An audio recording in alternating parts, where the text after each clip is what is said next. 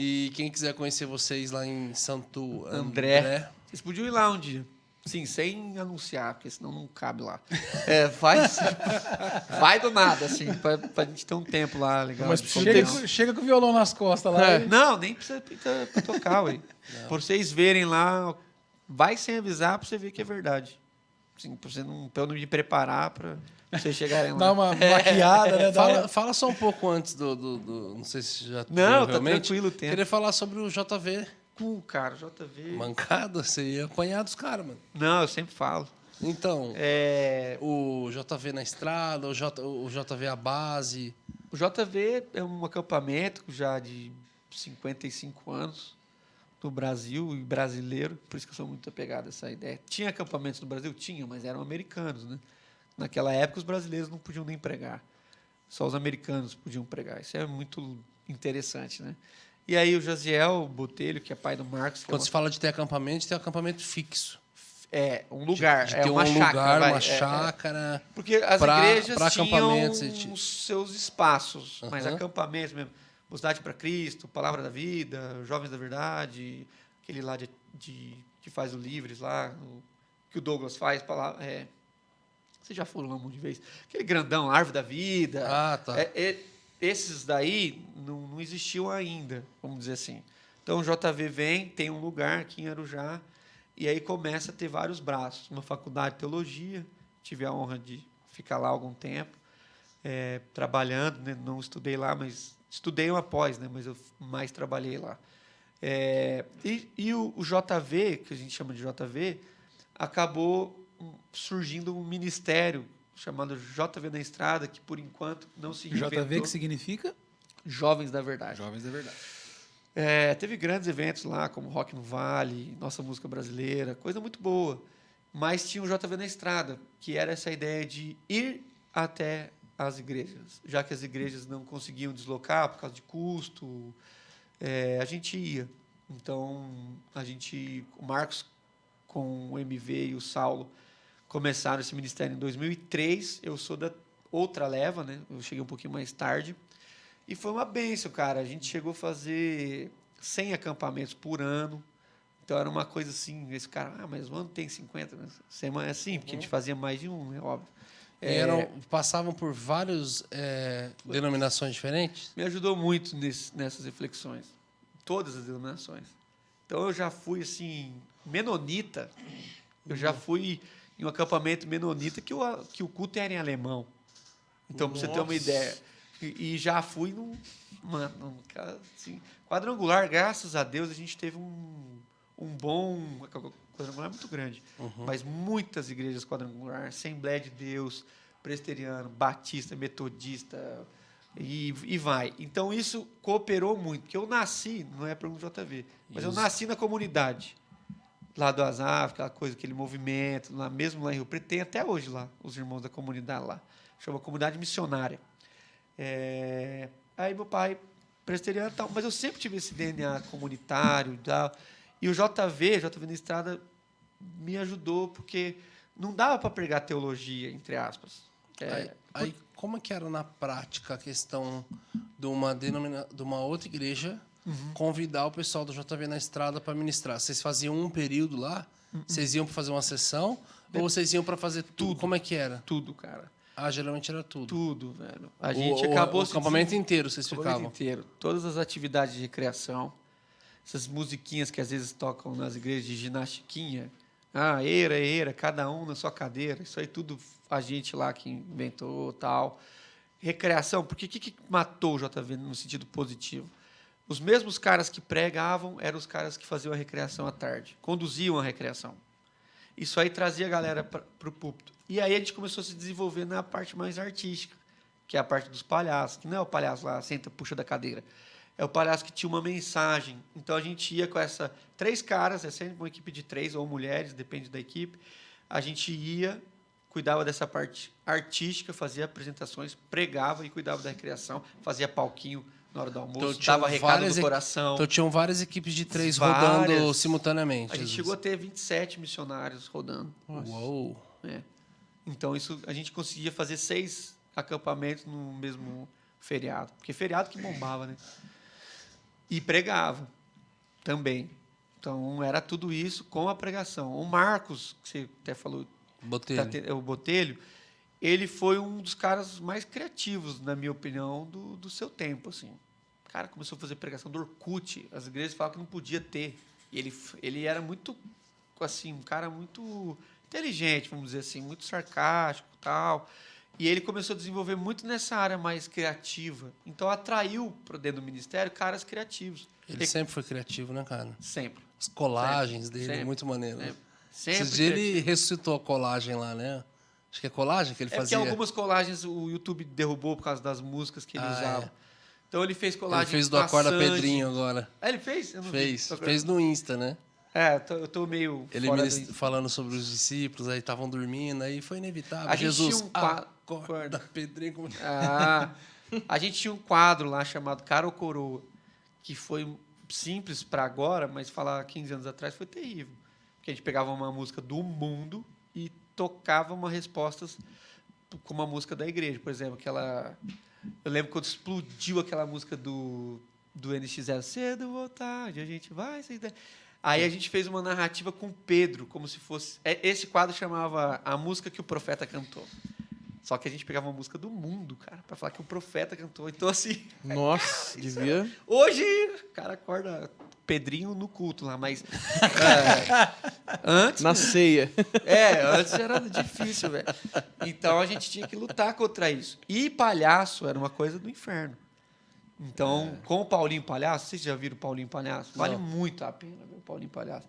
A gente introduziu muito isso. Terra dos Palhaços. Eu estou falando, a gente introduziu, mas foram eles e eu entrei num ciclo posterior. Aí a gente foi se desenvolvendo. Mágica, começamos a fazer mágica. Cursos de mágica, começamos a fazer cursos de improviso. Quando o stand-up explodiu, a gente já fazia. O Marcos sempre foi muito americanizado. Então, quando as coisas chegavam no Brasil, a gente já estava fazendo. Então, essa foi a marca do JV na Estrada. Estava meio que sempre ditando na frente. Não no orgulho, assim, estávamos à frente, mas de fato... Divisão sempre estava pensando na frente. E que outro ministério que fazia 100 acampamentos por ano? Então, por que não foi conhecido? Não tinha rede social. Então, cada tempo tem seu tempo. Naquela época, foi uma coisa... Quem aí que frequentou acampamento nos últimos 15 anos não ouviu falar de Jovens da Verdade? Não tem... Ou os caras muito desligados, ou vivem muito... Tudo bem. Mas, graças a Deus, a gente conseguiu romper as barreiras da denominação. Isso era muito legal, cara. Sair de uma quadrangular direto para uma presbiteriana era muito legal. Era muito legal, porque só sobrava o evangelho. E hoje não está mais ativo? Cara, eu acho que a gente errou na transição, sendo sincero. É um outro assunto, mas acho que faltou uma atenção de achar que as coisas acontecem por acaso. Não acontece. Ou é intencional ou vai para o buraco. Então, por isso que eu estou falando da minha transição. Não é porque eu vou morrer, não tem nada a ver. Mas tem que ser intencional, porque essas coisas não acontecem assim. Os meninos parecem que vão assumir. Parece? Não, tem que ficar claro. Eu tenho essa conversa com alguns amigos pastores, assim, eu demorei para enxergar isso. Quando eu enxerguei, eu comecei a compartilhar com alguns e todos ficavam assim, mano, é verdade, em choque. Uma coisa tão óbvia, tão clara, e a gente demorou tanto para enxergar. A gente vê que Jesus, ele não iniciou o ministério dele sem antes encontrar a equipe que daria sequência àquilo que ele ia construir. E quantos anos durou Hoje a gente começa a pensar em mantenedores. Mantenedores, em discipulado intencional, de sequência, de legado. A gente começa a pensar em legado em término ou em cheiro e evidências de transição. Eu sinto que eu vou ter que ir para uma outra cidade, país, então eu preciso preparar alguém. Né? Então, por causa disso, por causa de uma transição que vai acontecer, eu preciso preparar alguém. Outros, cara, quando eu estou no fim do rolê, eu preciso preparar alguém. E Jesus, ele não começou. Ele já começou transicionando. Ele não começou, ou seja, no primeiro milagre dele, transformando água em vinho, ele já tinha um grupo de discípulos do lado. Com ele. Que creram, né? Que creram, o texto fala. E legal, Jesus vai ensinar os discípulos o Sermão do Monte, que na nossa ideia está lá no começo, e Jesus vai falar sobre traição. Vocês vão ser traídos, perseguidos. Com isso, né? Isso daí é daqui a 10 anos. A gente espera acontecer para ensinar o povo. Jesus ensina para que quando aconteça, eles já estejam preparados. É muito diferente. Jesus é diferenciado. Então, tem que ser o nosso modelo. Eu estava lendo o carro, é heresia, quase tudo que eu falo beira aí.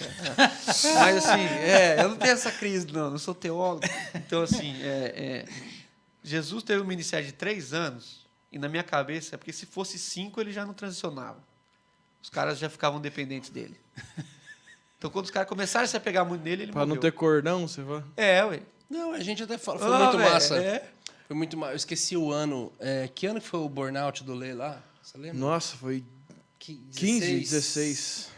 Eu não lembro, cara. Eu sei que o Leandro, que pastor na igreja, teve um burnout monstro.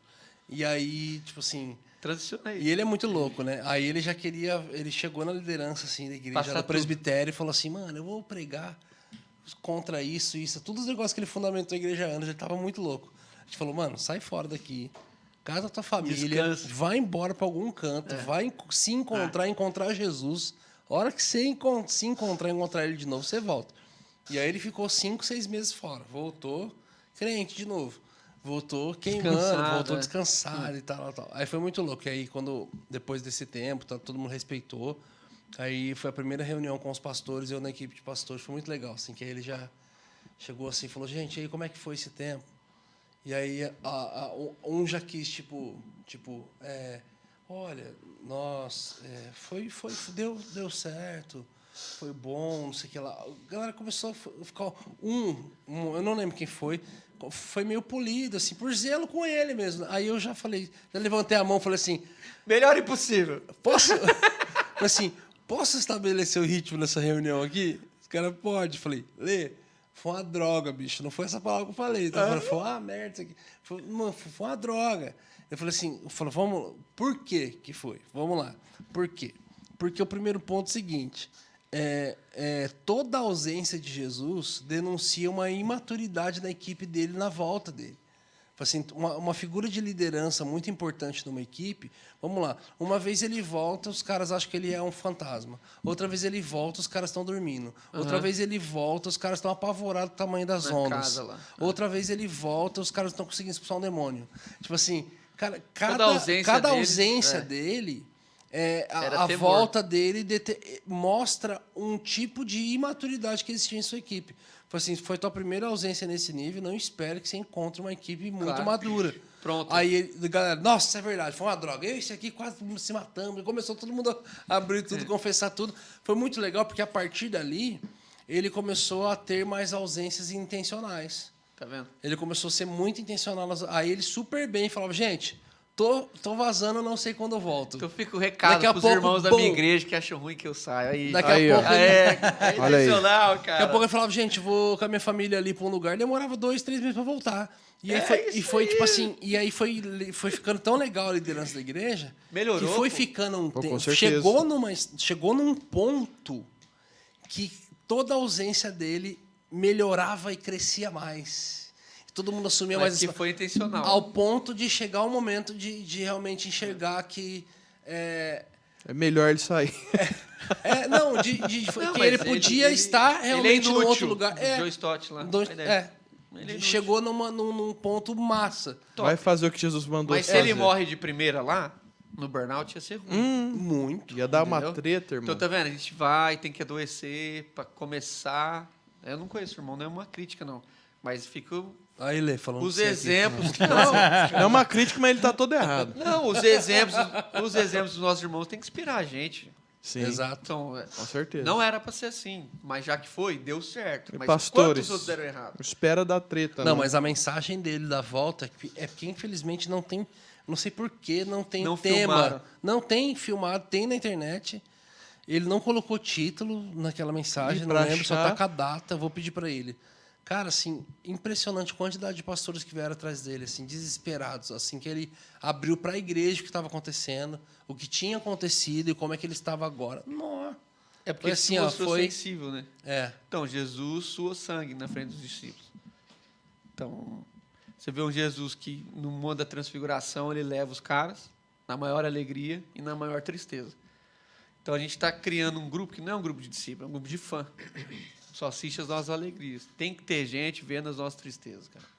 Senão, não vai. Então, Jesus vai lá, sua sangue para os caras verem o quanto que aquilo custava. É. Porque aí depois os caras vão lá e morrem por aquilo. Exato. Entendeu? Agora, Preparou quem só eles assiste pra as isso. nossas alegrias, quando a gente ficar triste, vaza. É verdade. Entendeu?